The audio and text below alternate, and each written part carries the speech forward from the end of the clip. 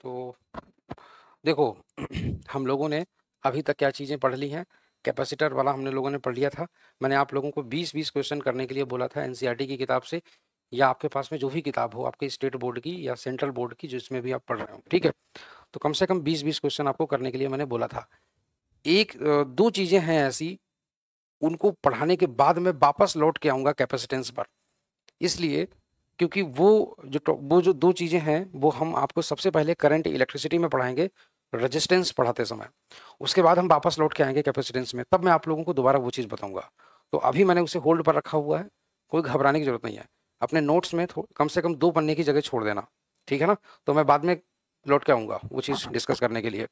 आशुतोष, अश्विनी, अभिनव, good evening, good evening. हाँ, ठीक है। तो आज हम लोग शुरू करने जा रहे हैं करंट इलेक्ट्रिसिटी। देखो करंट इलेक्ट्रिसिटी ये चैप्टर आप लोगों ने क्लास 10th में भी पढ़ा है, ठीक है।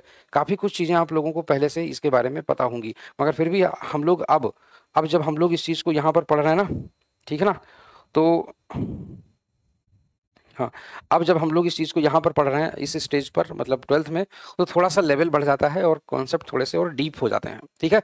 और क्या है, जैसे 10th में तो बहुत बेसिक बेसिक चीज़ें हुआ करती थी, यहाँ पर थोड़ा सा डिटेल्ड वे में है, ठीक है। तो जल्दी से आ जाओ भाई सारे लोग, Abhinav, Ashutosh, Ashwini, Priyadarshi, good evening, good evening. ठीक है। तो करंट इलेक्ट्रिसिटी में सबसे पहली चीज़ तो हम लोगों को जानना पड़ेगा ये कि इलेक्ट्रिसिटी क्या होती है, या हम लोग सबसे पहले एक सिंपल सा वर्ड लें हम, जो सबसे पहले लिखा हुआ करंट। कोई मुझे बताएगा कि करंट का एक्चुअल मीनिंग क्या होता है, what is the meaning of current. तो करंट का क्या मीनिंग होता है। अभी तक हम लोग जब कभी भी कहीं भी बाहर उठते हैं, बैठते हैं, परिवार में, दोस्तों के बीच में, रिलेटिव्स के बीच में, बाहर किसी सोसाइटी में, जनरली ऐसे ही बोलते हैं उसको करंट लग गया। तो करंट जो शब्द है वो यूज में तो बहुत ज़्यादा आ गया, but actually they don't use the full name of current they are talking about. वो लोग जिस करंट की बात कर रहे होते हैं उसका पूरा नाम नहीं बोलते हैं, क्योंकि करंट जो शब्द है ना उसका मतलब होता है flow, flow of similar particles in same direction with same speed. जब कभी भी एक जैसे दिखने वाले पार्टिकल्स एक ही डायरेक्शन में सेम वेलोसिटी से चलने लगते हैं, तो उनकी जो ग्रुप मोशन होती है उसे हम लोग बोल देते हैं करंट। लाइक अगर वो पार्टिकल्स एयर के पार्टिकल्स हैं, एयर पार्टिकल्स हैं, तो हम लोग उसे बोलते हैं एयर करंट, है ना। और अगर वो पार्टिकल्स अगर वाटर के हैं तो हम लोग बोलते हैं वाटर करंट। और अगर वो पार्टिकल्स ब्लड के हैं तो बोलेंगे ब्लड करंट। और अगर वो पार्टिकल्स इलेक्ट्रॉन हैं तो हम बोलेंगे इलेक्ट्रिक करंट। तो जो आज हम लोग पढ़ने जा रहे हैं वो एक्चुअल में इलेक्ट्रिक करंट है, उसके बारे में पढ़ेंगे। और जो जनरली जो बाहर जो लोग यूज करते हैं करंट नाम का जो शब्द, वो उसका मीनिंग उसी चीज के लिए होता है। किसके लिए होता है, इलेक्ट्रिक करंट के लिए। क्योंकि दूध की धारा के बारे में तो कोई बात करेगा नहीं कि हाँ भाई वो शर्मा जी के लड़के को दूध की धारा लग गई, कोई मतलब ही नहीं बनता। वैद्युत धारा से वो चिपक गया या वैद्युत धारा उसके शरीर में प्रवाहित हो गई, जनरली वो लोग इसी चीज के बारे में बात कर रहे होते हैं।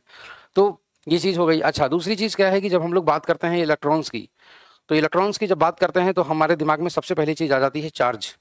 जब इलेक्ट्रॉन इलेक्ट्रॉन जब कहीं फ्लो करता है तो इलेक्ट्रॉन की जो एक प्रॉपर्टी है चार्ज, तो ऑब्वियस सी बात है कि इलेक्ट्रॉन अगर कहीं जा रहा है तो अपने कंधों पे चार्ज को रख के ले जा रहा है, तो इसका मतलब चार्ज भी फ्लो करेगा। चार्ज भी अगर फ्लो करेगा तो ऑब्वियस सी बात है कि जो है मतलब एक स्थान से दूसरे स्थान तक चार्ज जाएगा, ट्रांसफर होगा चार्ज का।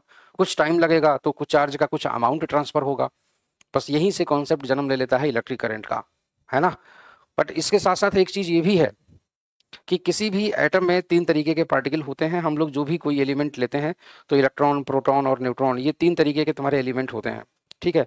तो जो तुम्हारे 3 तरीके के जो कॉन्स्टिट्यूएंट पार्टिकल होते हैं किसी एलिमेंट के एटम के अंदर, मगर इनमें से सिर्फ इलेक्ट्रॉन ही चलते हैं, प्रोटॉन और न्यूट्रॉन नहीं चलते। उसका रीजन ये है क्योंकि न्यूट्रॉन और प्रोटॉन जो होते हैं वो एटम के बीच में न्यूक्लियस में मिलते हैं, और जो इलेक्ट्रॉन होते हैं वो तो बाहर होते हैं, तो वो बाहर मूव कर सकते हैं। इसी वजह से इलेक्ट्रॉन इजीली मूव कर लेते हैं और इलेक्ट्रॉन से ही मूव करते हैं।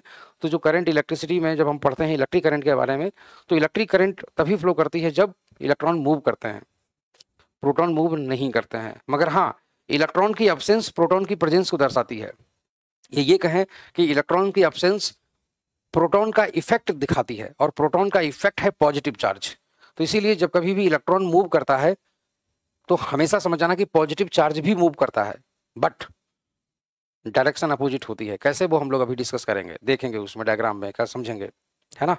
मिल्क में भी करंट आता है। आशुतोष, मिल्क में कैसा करंट आता है बताओ, है ना। हाँ, तो ये चीज है। तो चलिए हम लोग सबसे पहले तो जान लें कि ये हमने जान लिया। अच्छा, एक चीज़ मुझे और मैं तुम्हें बताऊं, एक होती है स्टैटिक करंट। आप लोगों ने स्टैटिक करंट के बारे में सुना होगा, पढ़ा होगा, स्टैटिक करंट क्या होती है। मैं आपको एक बड़ा सा अच्छा सा एक्सपीरियंस बताता हूँ। मेला गए थे, मेला चाचा जी के साथ में मेला गए हम, और मेले से लौट करके आए शाम को। तो पहले जब बचपन में लोग मेला जाते थे तो नए नए कपड़े पहन के जाते थे, है ना। तो नए नए कपड़े पहन करके मेला गए और मेले से लौट करके आए। तो बाद में कपड़े उतारते समय चट चट चट चट की आवाज हुई हमारे शरीर के कपड़ों के बीच में, कपड़ों में। तो कपड़ों में जो चट चट चट चट चट की जो आवाज हुई थी वो एक्चुअल में स्टैटिक इलेक्ट्रिसिटी थी। हमारे शरीर और कपड़े के लगातार घर्षण के कारण, due to friction, charge develop हो जाता है। तो जो चार्ज जो डेवलप हो जाता है वही बाद में जब हम लोग कपड़े उतारते हैं तो रिकम्बाइन करता है वो फिर से, और उसी दौरान स्पार्किंग होती है हल्की सी, तो चटचटाने की आवाज आती है। वो जो तुम्हारा चार्ज होता है बॉडी पे वो कहीं फ्लो नहीं करता, वो कपड़े के ऊपर जो चार्ज होता है वो चूंकि फ्लो नहीं करता, फ्लो होके जाएगा कहाँ भी। तो इसीलिए हम लोग उसको बोलते हैं स्टैटिक इलेक्ट्रिसिटी। और स्टैटिक इलेक्ट्रिसिटी जो होती है वो रुके हुए चार्ज को ही हम लोग एक्चुअली कहते हैं। बट ये होता है कि कोई भी बॉडी अगर चार्ज हो चुकी है ड्यू टू फ्रिक्शन, और ज़्यादातर static electricity due to friction ही जनरेट होती है। जैसे मैं आपको बताता हूँ, जो गाड़ियाँ होती हैं, कारें होती हैं, तो कारें जब बहुत हाई स्पीड से चलती हैं रोड पर, हाई स्पीड से रोड पर चल रही हैं, तो एयर का फ्रिक्शन लगता है कंटिन्यूसली उनके सरफेस पे। तो एयर का फ्रिक्शन कंटिन्यूसली उनके सरफेस पे लगता है, तो due to friction some electrons get transferred from air molecules to body. तो इस दौरान बॉडी हमारी चार्ज हो जाती है। अब बॉडी हमारी चार्ज हो गई, हमारी बॉडी का मतलब कार की बॉडी। तो कई बार कोई जमीन पे अगर कोई आदमी खड़ा हुआ है और अगर बहुत तेज स्पीड से आई हुई कार है और रुकी हुई है तुरंत, अगर कोई उसको छू ले तो चट की आवाज आती है, वो इसीलिए आती है। ऐसी स्थिति में जो है कुछ लोग डर जाते हैं, तो इसलिए एक काम करना ज़्यादा अच्छा रहता है। गाड़ी के साइलेंसर में एक छोटी सी मेटल की कोई जंजीर हो, अगर वो बांध दो और रोड पे लटका दो, तो तुम्हारी जो कार होगी उसका जो स्टैटिक चार्ज होगा वो पूरा जमीन में ग्राउंड हो जाएगा। बचते हैं ऐसे, ठीक है। तो ऐसे करके हम लोग जो स्टैटिक इलेक्ट्रिसिटी है उसका हम लोग देख लेते हैं हमारी डेली लाइफ में कहाँ पर दिख जा रही है, ठीक है। गुड इवनिंग अमन, गुड इवनिंग। तो ये चीज़ है। तो चलिए फिर हम लोग आगे की तरफ चलते हैं। अच्छा, तो सबसे पहले हम लोग बात करेंगे इलेक्ट्रिक करंट की। सबसे पहले इलेक्ट्रिक चार्ज के बारे में बात कर लेते हैं। चलिए, इलेक्ट्रिक चार्ज, इलेक्ट्रिक चार्ज का मतलब वैद्युत आवेश, ठीक है ना। हाँ, वैद्युत आवेश। तो ये जो वैद्युत आवेश है तुम्हारा, ऐसे करके, ये जो तुम्हारा वैद्युत आवेश है ऐसे करके, यूं करके, हाँ। तो हम लोग जब बात करते हैं इलेक्ट्रिक चार्ज के बारे में, तो इलेक्ट्रिक चार्ज तुम्हारा तीन तरीके का होता है, जैसे कि अभी मैंने बताया, this is the property of constituent particles of any atom. किसी भी एटम के पार्टिकल्स की एक कॉन्स्टिट्यूएंट मतलब प्रॉपर्टी है। तो ये तुम्हारे तीन तरीके के होते हैं। एक तुम्हारा हो गया नेगेटिव चार्ज, एक तुम्हारा हो गया नेगेटिव चार्ज, एक तुम्हारा हो गया पॉजिटिव चार्ज,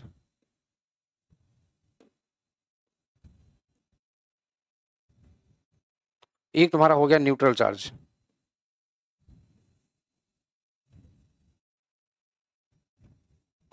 न्यूट्रल चार्ज, ठीक है। नेगेटिव चार्ज को हिंदी में हम लोग बोलते हैं ऋण आवेश, और पॉजिटिव चार्ज को हम लोग हिंदी में बोलते हैं धन आवेश, और इसको बोलते हैं उदासीन, ठीक है। जैसे ऐसे करके हम लोग लिख सकते हैं, इसको लिख सकते हैं ऋण आवेश,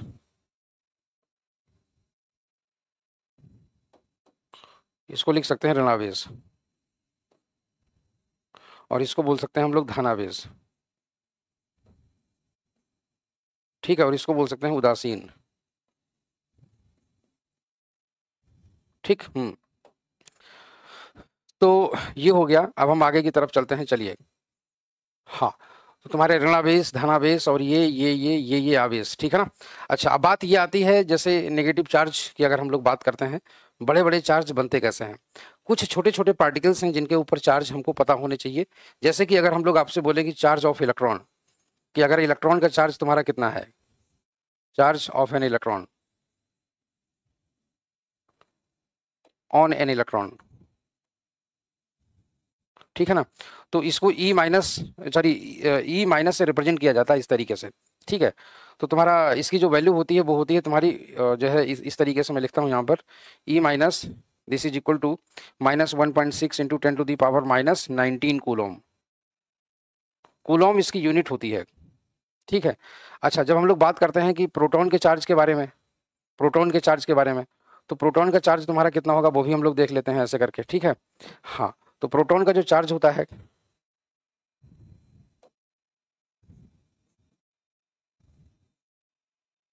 उसको इस तरीके से लिखा जाता है P प्लस, हम लोग जनरली नोट कर देते हैं प्रोटॉन के बारे में P प्लस। हालांकि इसकी वैल्यू भी इलेक्ट्रॉन के चार्ज के बराबर ही होती है, बट उसका मैग्नीट्यूड होता है, ठीक है ना, उसका मैग्नीट्यूड होता है जिसको E लिखा जाता है, और जिसकी वैल्यू होती है 1.6 इंटू 10⁻⁻19 कूलोम, ठीक है। C का मतलब यहाँ पर कूलोम से है, ठीक है ना, कूलोम।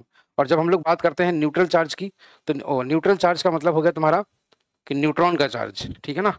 तो न्यूट्रॉन पर चार्ज तुम्हारा टोटल जीरो होता है, न्यूट्रॉन पर टोटल तुम्हारा चार्ज जीरो होता है, इसीलिए हम लोग उसको न्यूट्रल बोल देते हैं, मतलब उस पर ना पॉजिटिव होता है ना ही नेगेटिव होता है। आई होप सो कि ये चीज़ आप लोगों को क्लियर हो गई होगी, ठीक है ना। तो ये चीज़ है। अब बात आती है कि बड़े बड़े चार्ज बनते कैसे हैं, बड़े बड़े चार्ज कैसे बनते हैं, मतलब इन द सेंस जैसे ये तो बहुत छोटे छोटे, इससे छोटा चार्ज पॉसिबल नहीं है, ठीक है। इससे तुम सोचो कि आधा चार्ज इसका कहीं एग्जिस्ट कर रहा होगा 0.8 10⁻⁻19 कूलोम्स, दिस इज नॉट पॉसिबल, ठीक है। हमेशा कहीं पर भी किसी भी बॉडी पर जो भी चार्ज होगा वो हमेशा इलेक्ट्रॉन के चार्ज के इंटीग्रल मल्टीपल ही होगा। ये चीज़ हम लोग जो है इलेक्ट्रोस्टैटिक्स में बहुत अच्छे से सीख चुके हैं और जान चुके हैं, मैंने आपको बताया था क्वांटाइजेशन ऑफ चार्ज वाले टॉपिक में, ठीक है। हाँ, दूसरी चीज़, अब हम लोग आगे की तरफ आते हैं ऐसे करके, तो यहाँ पर जरा ध्यान से देखिएगा। ये तो हो गया, अब हम लोग बड़े बड़े चार्ज कैसे बनाएंगे वो देखिएगा। एक एग्जाम्पल मैं ले रहा हूँ आपके सामने, एक एग्जाम्पल मैं ले रहा हूँ, शायद पता नहीं मैंने बताया कि नहीं बताया अभी आपको। हाँ, all things have static current when apply power to start current, okay. तो ये देखिएगा, तो तुम्हारा अब जैसे हम लोग बात कर रहे हैं बड़े बड़े चार्जेस के बारे में, तो हम एक मान लेते हैं कि कोई भी एक एटम अज्यूम करते हैं, कोई भी एक एलिमेंट, ठीक है ना। अज्यूम अ सोडियम एटम, मान लेते हैं कि हम लोग एक सोडियम के एटम को अज्यूम कर लेते हैं, ठीक है ना, सोडियम एटम, ठीक। एक सोडियम एटम हम लोग अज्यूम करते हैं इस तरीके से, ऐसे करके, अरे सोडियम एटम, ठीक है, सोडियम एटम हम लोग अज्यूम कर लेते हैं ऐसे करके,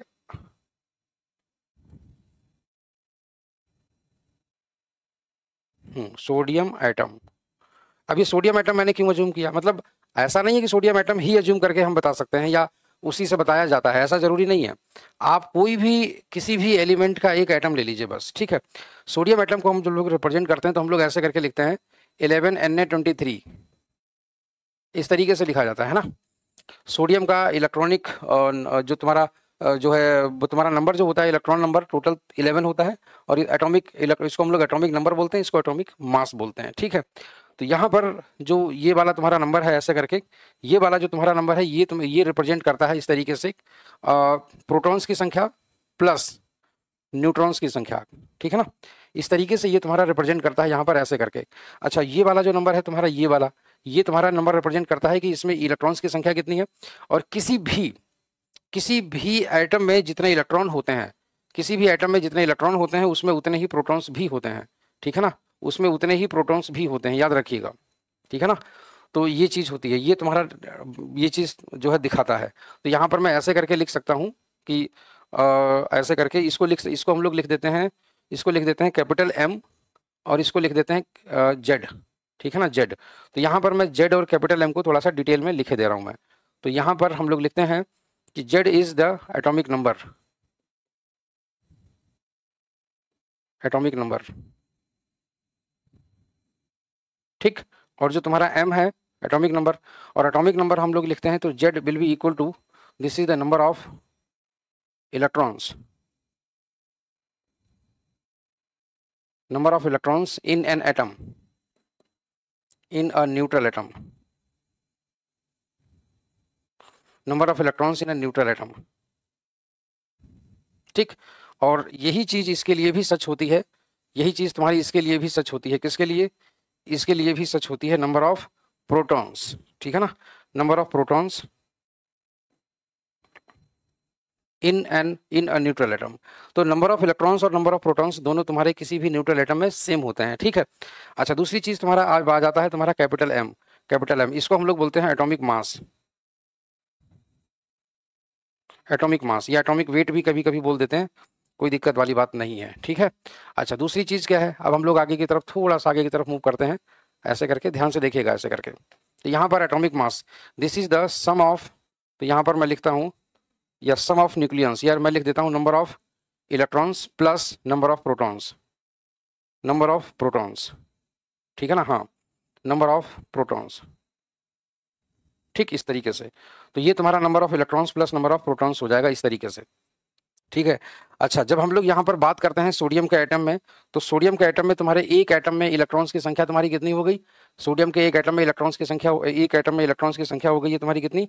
11। तो हम लोग यहाँ पर ऐसे करके ये सोडियम का एटम मान लेते हैं, सोडियम का एटम, इसमें तुम्हारे 11 तो इलेक्ट्रॉन हो गए, 11 इलेक्ट्रॉन हो गए, और तुम्हारे 11 ही प्रोटॉन भी हो गए, ठीक है ना। और तुम्हारे 11 ही प्रोटॉन भी हो गए इस तरीके से, ठीक। तो 11 इलेक्ट्रॉन और 11 प्रोटॉन। अब मान लीजिए फॉर एग्जांपल अगर हम तुमसे ये कहें कि इसमें से तुम्हारा जो है, अगर हम ऐसे करके कह दें कि इसमें एक इलेक्ट्रॉन तुम्हारा निकल गया, ठीक है ना, एक इलेक्ट्रॉन तुम्हारा ऐसे करके निकल गया इसके अंदर से, तो अगर एक इलेक्ट्रॉन तुम्हारा निकल गया है तो जरा सोचो कि इसके अंदर क्या बचा। अगर इसमें से एक इलेक्ट्रॉन निकल गया है तो इसका ये मतलब हो गया है कि तुम्हारा अब यहाँ पर 10 इलेक्ट्रॉन बचे हैं, 10, ठीक। और अगर हम तुमसे ऐसे करके ये कह दें कि यहाँ से ऐसे ऐसे करके हमने एक इलेक्ट्रॉन ऐड कर दिया, ठीक है ना, हाँ, तो हमने यहाँ पर ऐसे करके एक इलेक्ट्रॉन ऐसे करके ऐड कर दिया यूं करके, ठीक है ना, हाँ, अरे हाँ, इसमें ऐसे करके हमने एक इलेक्ट्रॉन ऐसे करके ऐड कर दिया यूं करके, ठीक, ऐसे करके हमने एक इलेक्ट्रॉन ऐड कर दिया। तो सपोज दैट, हाँ, तो सपोज दैट इस तरीके से ऐसे करके यूं मान लीजिए, जैसे एक इलेक्ट्रॉन अगर ऐड कर दिया तो यहाँ पर तुम्हारे इलेक्ट्रॉन हो गए कितने? 12। तो अब मुझे एक चीज ये बताओ, अगर हमने एक इलेक्ट्रॉन यहाँ से निकाल दिया है, सपोज दैट मान लेते हैं ऐसे करके, हाँ, एक हमने इलेक्ट्रॉन यहाँ से ऐसे करके निकाल दिया है, तो यहाँ पर इफेक्टिव चार्ज तुम्हारा कैसा हो जाएगा? ये हो जाएगा -10 और ये +11, मैग्नीट्यूड बराबर है दोनों लोगों के, तो इस वजह से होगा क्या? Good evening Jitendra. तो यहाँ पर क्या होगा? -10 तुम्हारा -10 हो जाएगा और तुम्हारा +11 हो जाएगा, ठीक है ना। So this will be equal to +1। तो इसका मतलब इस पर total plus positive charge develop हो जाएगा, ठीक है ना। तो इस पर तुम्हारा चार्ज कैसा हो जाएगा? पॉजिटिव, इस तरीके से इस पर पॉजिटिव चार्ज डेवलप हो जाएगा, ठीक है। अच्छा, इस पर हम लोग देख रहे हैं यहाँ पर तुम्हारा कितना हो जाएगा? -12 और +11, तो this will be equal to -1 ऐसे करके, ठीक है ना। तो ये तुम्हारा -1 हो जाएगा ऐसे करके। अच्छा, दूसरी चीज क्या है, एक बात और समझिएगा, हाँ, दूसरी चीज क्या है कि ये तुम्हारा -1 है, इसका मतलब इस पर तुम्हारा नेगेटिव चार्ज आ चुका है, इस पर इसका मतलब तुम्हारा नेगेटिव चार्ज तुम्हारा आ चुका है ऐसे करके, ठीक है ना। इस पर तुम्हारा नेगेटिव चार्ज ऐसे करके आ चुका है। तो इसका टोटल मतलब ये हो चुका है, इसका टोटल मतलब ये हो चुका है कि जब कभी भी इलेक्ट्रॉन, किसी भी एटम में अगर इलेक्ट्रॉन्स की संख्या प्रोटॉन्स की संख्या से ज्यादा हो जाती है तो उस पर नेगेटिव चार्ज डेवलप हो जाता है। जहां पर इलेक्ट्रॉन्स की संख्या प्रोटॉन्स की संख्या से कम हो जाती है वहां पर तुम्हारा पॉजिटिव चार्ज डेवलप हो जाता है। ऐसी स्थिति में हमेशा याद रखना कि ऐसी स्थिति में हम लोग इन चीजों को क्या बोलते हैं, ऐसी घटना को, यहाँ पर इलेक्ट्रॉन्स की संख्या प्रोटॉन की संख्या से ज्यादा है तो हम बोल देते हैं यहाँ पर इलेक्ट्रॉन्स एक्सेस में है। एक्सेस का मतलब हिंदी में होता है अधिकता में है। जब इलेक्ट्रॉन और प्रोटॉन दोनों तुम्हारे बराबर होना तो वो स्टैंडर्ड कंडीशन होती है, मगर वहां पर अगर इलेक्ट्रॉन्स अगर ज्यादा हो गए हैं तो हम लोग बोलेंगे इलेक्ट्रॉन्स की अधिकता है, मगर वहां पर अगर इलेक्ट्रॉन तुम्हारे कम हो गए हैं प्रोटॉनों की संख्या से तो हम लोग बोलेंगे कि यहाँ पर इलेक्ट्रॉनों की कमी है। ये बिल्कुल नहीं बोलेंगे कि प्रोटॉनों की अधिकता है। रीजन, क्योंकि निकालने की और एंट्री कराने की जो प्रक्रिया होती है ना, मतलब जो भाग लेता है वो सिर्फ इलेक्ट्रॉन होता है। तो इसीलिए हम लोग यहाँ पर लिखते हैं क्या, यहाँ पर हम लोग लिखते हैं एक्सेस ऑफ इलेक्ट्रॉन्स, ठीक है ना। यहाँ पर हम लोग लिखते हैं एक्सेस ऑफ इलेक्ट्रॉन्स और यहाँ पर हम लोग लिखते हैं डेफिशिएंसी ऑफ इलेक्ट्रॉन्स।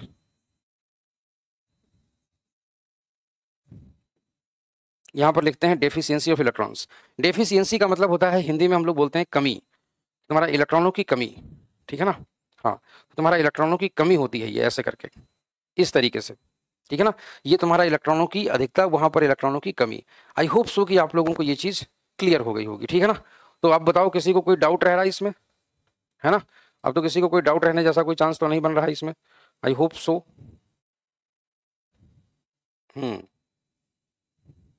ठीक है, चलिए, तो ये तुम्हारा हो गया ऐसे करके।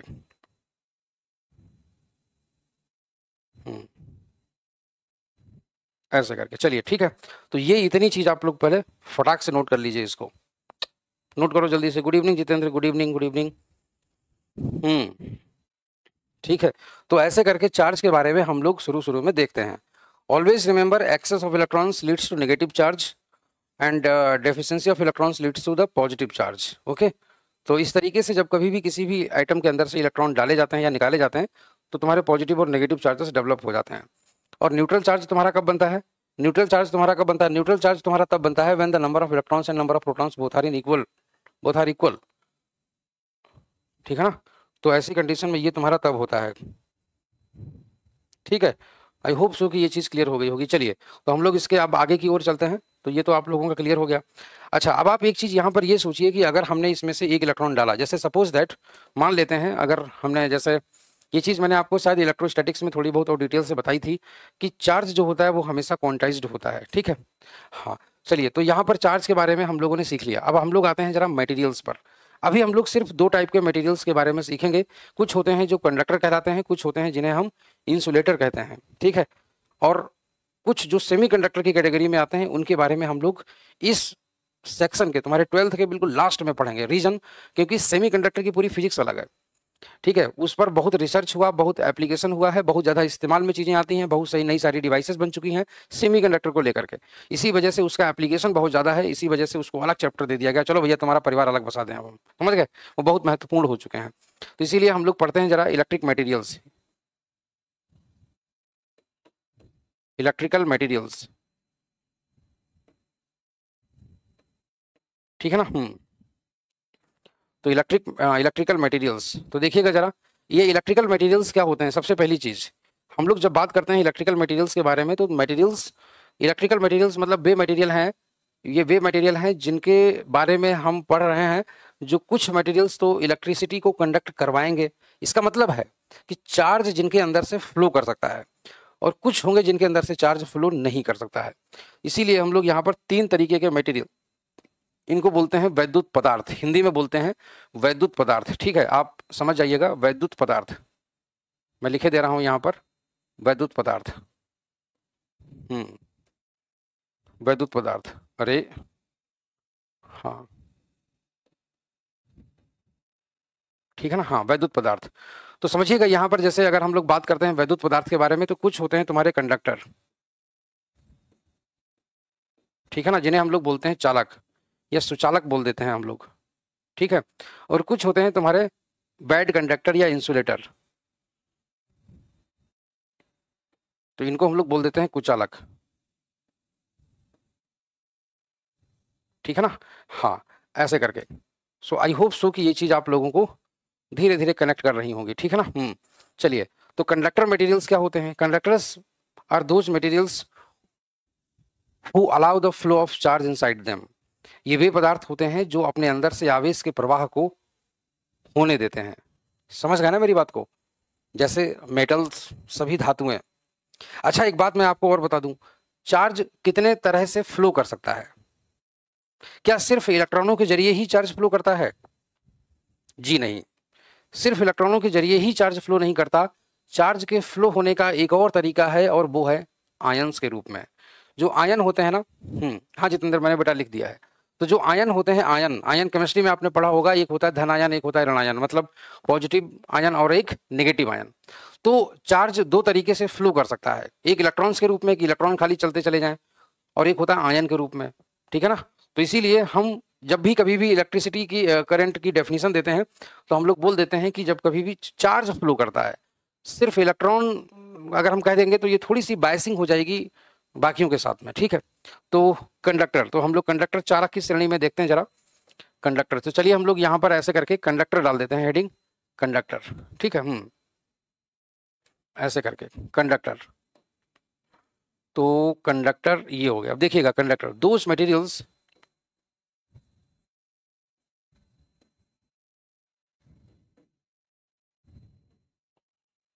in which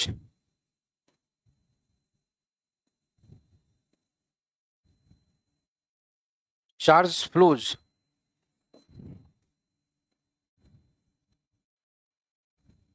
वे पदार्थ जिनमें आवेश प्रवाहित होता है, ठीक है ना, या फ्लो कर सकता है। जैसे कि अगर हम लोग बात करें एग्जाम्पल की, एग्जाम्पल जैसे कि सभी धातुएं, सभी धातुओं में इलेक्ट्रिक करंट चलती है। तो कारण क्या होता है, किसके कारण बहती है, मैं आपको बताता हूं। धातुओं में इलेक्ट्रिक करंट बहती है फ्री इलेक्ट्रॉन्स के कारण, ड्यू टू फ्री इलेक्ट्रॉन्स। इसका मैं आगे लिखे दे रहा हूं यहां पर, due to free electrons. Hindi में हम लोग इसको बोलते हैं मुक्त इलेक्ट्रॉनों के कारण, ड्यू टू फ्री इलेक्ट्रॉन्स, ठीक है ना। ड्यू टू फ्री इलेक्ट्रॉन्स, ठीक है। अच्छा दूसरी चीज क्या है, सोल्यूशन ऑफ एसिड बेस और साल्ट। अम्ल, क्षार और लवण के जो घोल होते हैं उनमें भी वैद्युत धारा चलती है, ठीक है। Solution of acid base and salt, acid base and salt.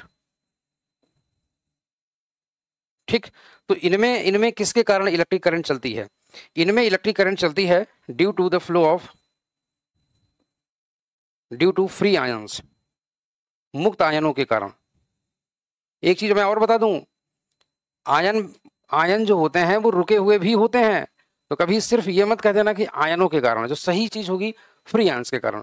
नमक में Na+Cl, ये Na+ और Cl- 2 आयन होते हैं, but they are not free when the salt is in solid form.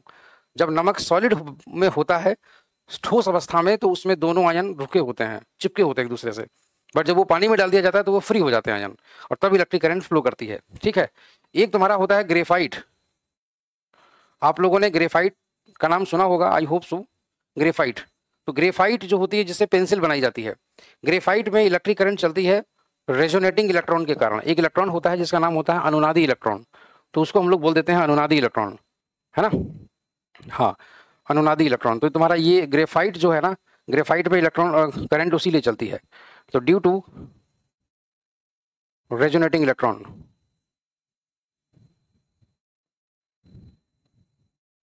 Due to resonating electrons. ठीक है ना, इस तरीके से। अब आप ये सोचेंगे कि ये रेजोनेटिंग इलेक्ट्रॉन क्या होता है, मैं ये भी आपको बताऊंगा। वैसे मैंने एक वीडियो अपने यूट्यूब पे डाला हुआ है जिसमें मैंने पूरे ग्रेफाइट के स्ट्रक्चर को लेकर के पूरा डिस्कस किया हुआ था। उसमें मैंने बताया था कि किस तरीके से जो तुम्हारा इलेक्ट्रॉन होता है ग्रेफाइट का, वो कंडक्ट करता, वो मूव करता है तो इलेक्ट्रिसिटी कंडक्ट करती है। ठीक है, तो ये चीज़ है। ठीक है ना, तो आई होप सो कि ये चीज़ आप लोगों को क्लियर हो गई होगी। अच्छा, दूसरी चीज़ क्या है, अब हम लोग आगे की ओर आते हैं ऐसे करके। ये तो तुम्हारा हो गया ग्रेफाइट के बारे में। ठीक है, अब हम लोग कंडक्टर के बारे में तो जान गए, अब हम थोड़ा सा इनके बारे में डिटेल से बात कर लेते हैं। जब हम लोग बात करते हैं मेटल्स में, तो मेटल्स में मैंने आपको बता दिया है कि फ्री इलेक्ट्रॉन्स के कारण, जिस मेटल में फ्री इलेक्ट्रॉन्स की संख्या ज़्यादा होगी उसकी कंडक्टिविटी रिलेटिवली ज़्यादा होती है, जिसमें कम होते हैं उसकी कंडक्टिविटी रिलेटिवली कम होती है। और जैसे कि हमने बताया solution of acid base and salt, तो एसिड बेस और साल्ट का जो सोल्यूशन है तुम्हारा, ये भी तुम्हारा जो होता है ना कंडक्ट करता है। जैसे कि हम आपको बताते हैं इसका एग्जांपल, आपके घरों में बैटरी है, बैटरी इन्वर्टर वाली बैटरी, तो इन्वर्टर वाली जो बैटरी होती है उसमें उसमें एक्चुअल में जो है पानी भरा होता है उसमें। आप कभी भी ध्यान से देखिएगा, इन्वर्टर वाली बैटरी में पानी भरा होता है, और वो पानी एक्चुअली में पता कैसा होता है, वो पानी होता है थोड़ा सा एसिडिक, थोड़ा सा एसिडिक। उसको बोलते हैं, उस पानी को डिस्टिल्ड वाटर, हिंदी में बोलते हैं आसुत जल। आसुत जल, पानी को भर के किसी टैंक में, मतलब टैंक बोले तो किसी बर्तन में भर के उसको खूब उबाला जाता है। उसके बाद में जो उसकी स्टीम बनती है उसको दूर कहीं जाकर के ठंडा कर लिया जाता है, तो उसी स्टीम से तो पानी बन गया। फिर उसको दोबारा लाए, फिर उसको उबाला, फिर उसको दोबारा से वो कर लिया। 3-4 प्रोसेस में ऐसा करने पर पानी बिल्कुल प्योर हो जाता है। सारी गंदगी जो होती है ना वो तुम्हारी रह जाती है उसमें। तो हम लोग उसको बोल देते हैं कि ये तुम्हारा कैसा पानी हो गया है, आसुत जल, डिस्टिल्ड वाटर। वही आसुत जल में इंजेक्शन वगैरह लगा करके लोगों को दवाई दी जाती है जो बोतलों में भर के आता है। वही आसुत जल जो होता है उसी को प्योर वाटर बोलते हैं। और प्योर वाटर इलेक्ट्रिसिटी का कंडक्टर नहीं होता, तो इसीलिए इलेक्ट्रिसिटी को कंडक्ट करवाने के लिए उसके अंदर थोड़ा सा हाइड्रोक्लोरिक एसिड डाल दिया जाता है, सॉरी सल्फ्यूरिक एसिड डाल दिया जाता है, सल्फ्यूरिक एसिड H2SO4। तो 2-4 बूंद अगर हमने डाल दी तो उसमें क्या हो गया कि उस पानी में आयन आ गए, आयन आ गए, वो कंडक्ट करते रहेंगे, मूव करते रहेंगे। ज़्यादा नहीं डालते उसमें एसिड, ये याद रखिएगा, ये नहीं कि लेके गिलास भर दिया तुमने। ज़्यादा एसिड अगर डाल दोगे तो कंडक्टिविटी भी कम हो जाएगी। उसका रीज़न है क्योंकि नंबर ऑफ आयंस जब बहुत ज़्यादा हो जाएंगे पानी के अंदर तो उनको मूव करने में दिक्कत होगी। जैसे मेले के अंदर मोटे मोटे लोगों को दौड़ाने तुम लग जाओ तो दिक्कत होगी है ना। तो इसी वजह से कुछ कम रखा जाता है उसमें, तो थोड़ा सा एसिड डाल देते हैं तो वो एसिडिक नेचर हो जाता है उसका, और फिर वो कंडक्ट करने लगता है। ठीक है, ऐसे ही तुम्हारा बेस जिसको हम लोग बोलते हैं क्षार, तो अगर हम लोग क्षार, हाँ जितेंद्र कुमार बहुत बढ़िया, जब हम लोग क्षार की बात करते हैं तो क्षार भी तुम्हारा ऐसे ही होता है। उसमें OH- आयन होता है और पॉजिटिव कुछ और होता है। इसमें क्या होता है, पॉजिटिव H+ होता है, नेगेटिव वाला कुछ और होता है। तो इस तरीके से जो एसिड बेस साल्ट होते हैं तुम्हारे, वो सब तुम्हारे कंडक्टर कहलाते हैं, मतलब कंडक्ट करते हैं इलेक्ट्रिसिटी को। ठीक है ना, तो हमारे लिए ये चीज़ कन्फर्म हो जाती है ऐसे करके। अब ग्रेफाइट का जो स्ट्रक्चर है वो तुम्हारा है बिल्कुल हेक्सागन शेप में। ठीक है, वो तुम्हारा बिल्कुल एकदम हेक्सागन शेप में है, तो इसलिए हेक्सागन शेप में जो हर कॉर्नर पे तुम्हारे पास एक एक कार्बन रहता है, उसी कार्बन के पास में इलेक्ट्रॉन होता है और वही इलेक्ट्रॉन मूव करता है। कैसे, आप हमारे यूट्यूब पर जाकर के वो वीडियो बहुत अच्छे से देख सकते हैं, एक्सप्लेन किया हुआ है मैंने उसमें। ठीक है, हाँ, चलिए मैं फिर भी उसको बता दूंगा, क्योंकि यहाँ पर अभी मेरे पास में उसकी फोटो मौजूद नहीं है ग्रेफाइट के स्ट्रक्चर की, क्योंकि अभी मैं उसको बनाऊंगा तो टेढ़ा मेढ़ा बनेगा, ज़्यादा टाइम लगेगा। ठीक है, चलिए तो ये चीज़ हमारी हो गई। उसके बाद में हम लोग आते हैं आगे की ओर। कंडक्टर्स के बारे में हमने जान लिया, ठीक है। अब इंसुलेटर्स के बारे में हम लोग जरा पढ़ लेते हैं। तो इंसुलेटर क्या होते हैं?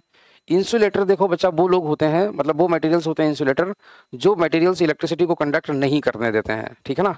जैसे तुम्हारा हमने बोला कि इंसुलेटर जो होते हैं वो इलेक्ट्रिसिटी को कंडक्ट नहीं करते हैं, ठीक है, वो कंडक्ट नहीं करने देते हैं। जैसे कौन कौन से मटेरियल्स हैं जरा बताओ, कोई बताएगा मुझे? इलेक्ट्रिसिटी को कंडक्ट नहीं करने देने वाले, अपने अंदर से पास नहीं करने देने वाले चार्ज को कौन कौन से मटेरियल हैं? जैसे हम लोग जब कोई भी काम करते हैं इलेक्ट्रिसिटी का, तो हम तुमने देखा होगा कि ग्लव्स पहन लेते हैं, लेदर सूखा हुआ, वो इलेक्ट्रिसिटी का इंसुलेटर है। रबर, रबर के ग्लव्स पहन लेते हैं, रबर के शूज पहन लेते हैं इलेक्ट्रिशियन काम करते समय। तो पेचकस होता है, उसके ऊपर प्लास्टिक का हैंडल लगा होता है, इसीलिए ताकि प्लास्टिक के अंदर से करंट नहीं चलता, ठीक है ना, इलेक्ट्रिक चार्ज फ्लो नहीं करता है। तो इसी वजह से ये सब चीजें होती हैं उसमें, ठीक है ना। तो इंसुलेटर तुम्हारे वही मटेरियल्स हैं जो इलेक्ट्रिसिटी को कंडक्ट नहीं होने देते हैं, ठीक है ना। तो यहाँ पर मैं लिख देता हूँ, those materials who does not allow the flow of. हम्म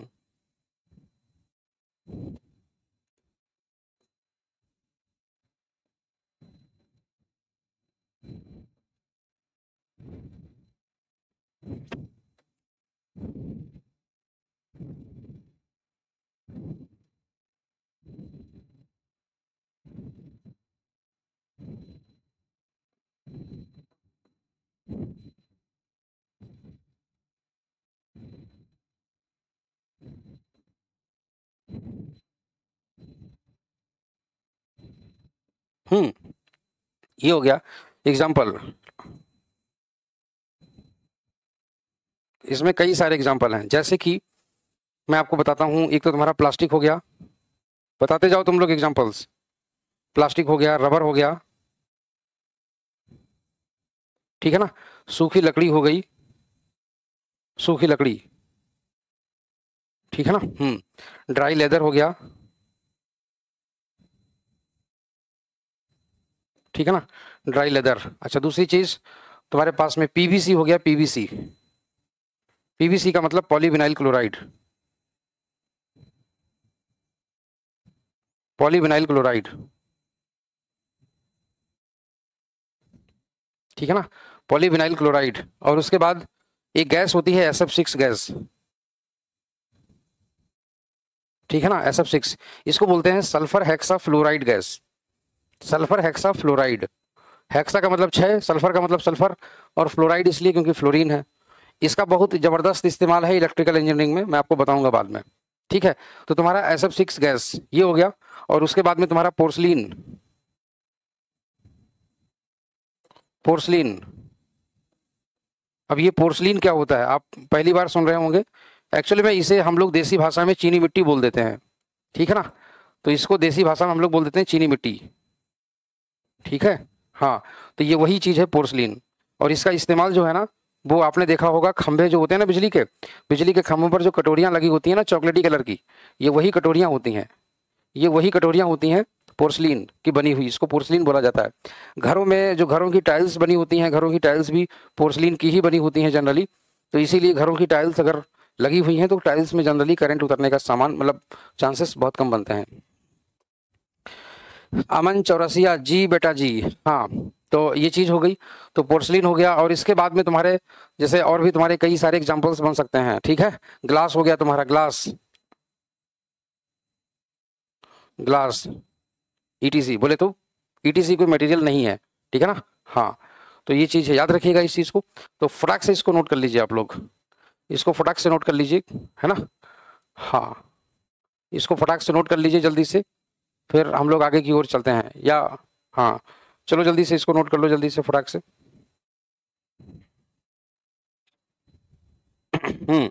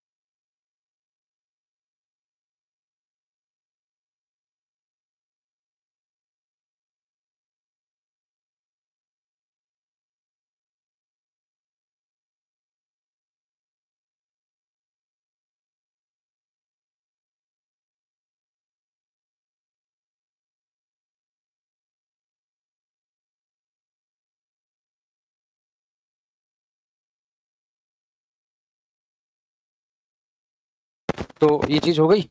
चलिए, तो अब हम लोग आगे की ओर चलते हैं। देखिएगा, हाँ ये तो तुम्हारे हो गए मटेरियल्स के बारे में, ठीक है, मटेरियल्स। चलिए, किसी को कोई डाउट इसमें रह रहा है?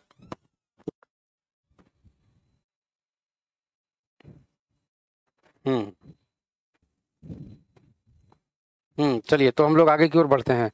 अब हम लोग इसके आगे की ओर अगर हम बढ़ते हैं तो हम लोग देखते हैं, क्या देखते हैं, इसको नोट कर लीजिएगा ऐसे करके। हाँ, तो अब हम लोग आगे की ओर चलते हैं भाई, आगे की ओर चलते हैं ऐसे ऐसे ऐसे ऐसे करके।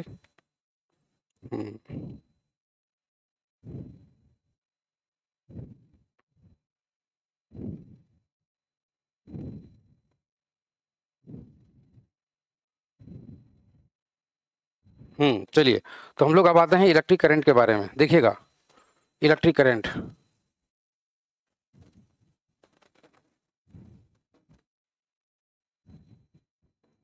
Electric current. तो इलेक्ट्रिक करंट की जब हम लोग बात करते हैं, तो जैसे किसी कंडक्टर के अंदर से, किसी कंडक्टर के अंदर से अगर हम कहें कि किसी कंडक्टर के अंदर से चार्ज कितना फ्लो कर रहा है एक सेकंड में या एक यूनिट टाइम में, तो उसे हम लोग बोलते हैं कि ये तुम्हारा जो है इलेक्ट्रिक करंट की वैल्यू है, ठीक है। तो हम लोग बोलते हैं rate of flow of charge, तो इसको हम लोग बोल देते हैं rate of flow of charge, rate of flow of charge, rate of flow of charge is known as, हाँ, rate of flow of charge is known as, rate of flow of charge is known as ऐसे करके, rate of flow of charge is known as electric current.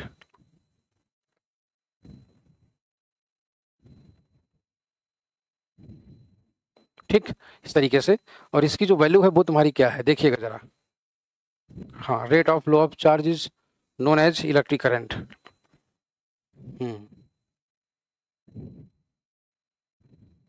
ऐसे करके देखिएगा। तो तुम्हारा मान लीजिए कि अगर हम तुमसे कहें कि किसी कंडक्टर में टी सेकंड में क्यू चार्ज कूलम फ्लो करता है, क्यू कूलम चार्ज फ्लो करता है, assume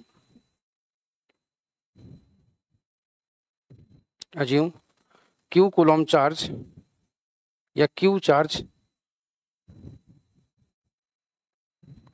flows through,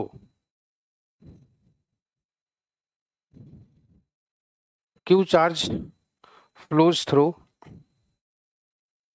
Q charge flows through, हाँ, Q charge flows through conductor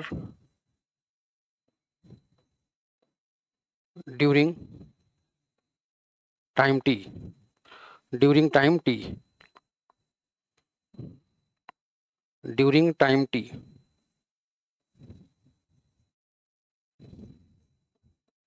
ठीक, ड्यूरिंग टाइम टी। तो इस तरीके से हम लोग लिखते हैं यहाँ पर electric current,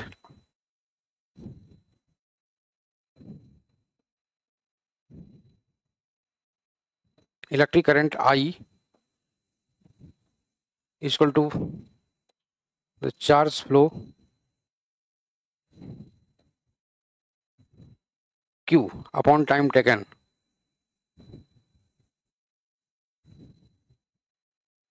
time taken T। ठीक, यहां पर ये चीज ऐसे करके ये हो जाती है तुम्हारी, इसको हम लोग बोल देते हैं क्या, coulomb per second, coulomb per second. ठीक, और कूलम पर सेकेंड इसी को हम लोग बोलते हैं क्या, एम्पियर। तो एक एम्पियर बराबर एक कूलम पर सेकेंड होता है। तो यहां से हमारे पास ये चीज आ जाती है कि 1 ampere this is equal to 1 coulomb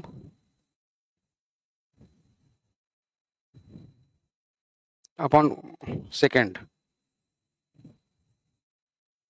तो इसका यही मतलब हो जाता है डायरेक्टली कि, हाँ, इसका यही मतलब हो जाता है कि एक कूलम जो होता है, सॉरी, एक एम्पियर की जो करंट होती है वो तब फ्लो करती है जब किसी कंडक्टर से एक सेकंड में एक कूलम का चार्ज फ्लो कर जाए। ठीक है ना, ऐसे करके। तो ये तुम्हारा हो जाता है जाकर के ऐसे करके ये। ठीक, आई होप सो कि आप लोगों को ये चीज क्लियर हो गई होगी। 1 ampere that is equal to 1 coulomb per second. ठीक है ना, तो ये तो तुम्हारी इसकी हो गई। अच्छा, दूसरी चीज क्या है कि एक कूलम में कितने इलेक्ट्रॉन्स, मतलब कितने इलेक्ट्रॉन्स के ऊपर एक कूलम चार्ज होता है। तो ये चीज, हाँ अभिनव दीक्षित जो है स्वास्थ्य में समस्या के आ गई थी, बुखार आ गया था मुझे। ठीक है, तो वो बड़ा लंबा बुखार चल गया पिछले वीक, मतलब करीब 5 दिन हमको बुखार में ही पड़े रहे, शरीर कमजोर हो गया था, इस वजह से तो क्लास नहीं हो पाई थी उस दौरान, बताया था तुम्हें फोन पे। तो ये हो गया। अब मान लीजिए कि अगर हम लोग जैसे बात करते हैं कि एक इलेक्ट्रॉन पर, तो यहाँ पर मैं लिखता हूँ कि electron, charge of an electron this is equal to, इस तरीके से है ना। मान लेते हैं हम लोग यहाँ पर लिखते हैं charge of an electron this is equal to, हाँ charge of an electron this is equal to, मतलब हम मैग्नीट्यूड की बात कर रहे हैं, 1.6 इंटू 10⁻⁻19 कूलम। ठीक, -19 कूलम। तो जब हम लोग बात करेंगे कि 1 coulomb charge will be equal to इतने इलेक्ट्रॉन, तो यहाँ पर मैं ऐसे करके लिख दूंगा, हाँ यहाँ पर मैं लिख दूंगा 1 कूलम,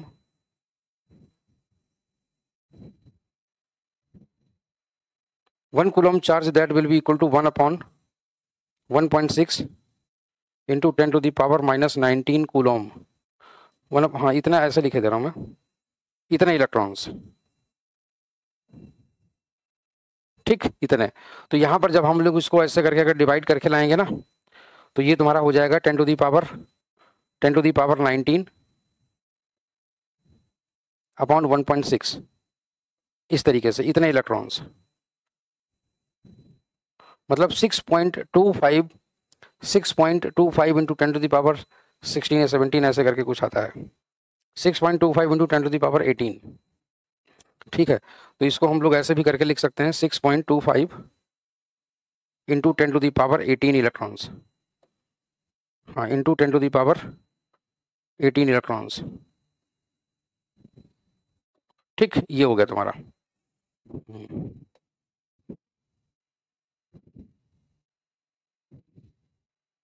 इलेक्ट्रॉन्स। ठीक है ना।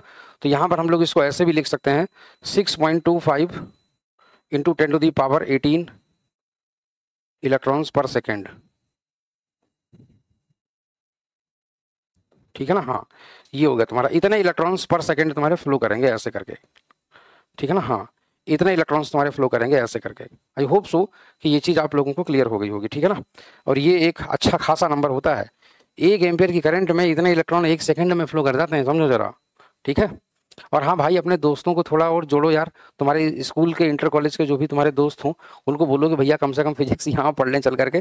फिजिक्स दूसरी जगहों पर भी अच्छी क्लासेस चलती होंगी, नो डाउट, मैं नहीं कह रहा हूँ, बट फिर भी मैं तुमसे कहता हूँ कि हमारे हमसे भी तो पढ़वा के देखो यार अपने दोस्तों को, है ना। उम्मीद है कि अच्छा लगेगा, बेसिक्स तुम्हारे बहुत स्ट्रांग हो जाएंगे, इस बात की मेरी गारंटी है।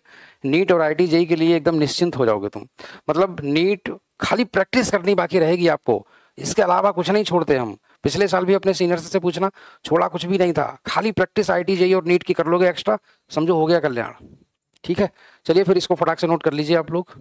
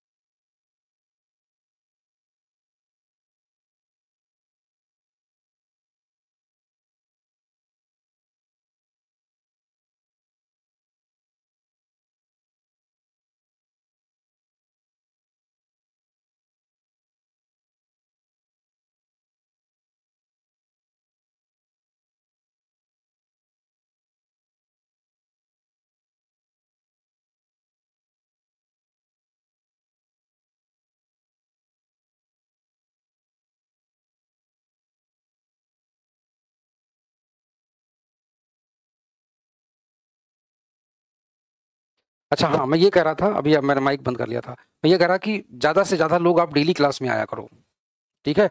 हाँ, ज़्यादा से ज़्यादा लोग डेली क्लास में आओ, अटेंड करो लाइव क्लास, क्योंकि जितने ज़्यादा लोग आप क्लास में होते हो ना, उतना हमारे अंदर से ज़्यादा मोटिवेशन आता है पढ़ाने का, और मज़ा आता है फिर हमें, है ना। तो तमाम तरीके के डाउट्स तुम्हारे ऑन स्पॉट क्लियर हो जाते हैं, ये भी फ़ायदा होता है लाइव क्लास में, है ना। हालांकि मैं पूरी कोशिश करता हूँ कि कोई डाउट छोड़ूँ ही ना तुम्हारे लिए, A to Z पूरा एकदम पक्का पक्का लेके चलूँ मैं, ठीक है। तो इस चीज़ का थोड़ा सा ध्यान रखिए, और ज़्यादा से ज़्यादा अपने दोस्तों को एनरोल करवाइए अपने कोर्सेज में, यहाँ पर ज्वाइन करवाइए।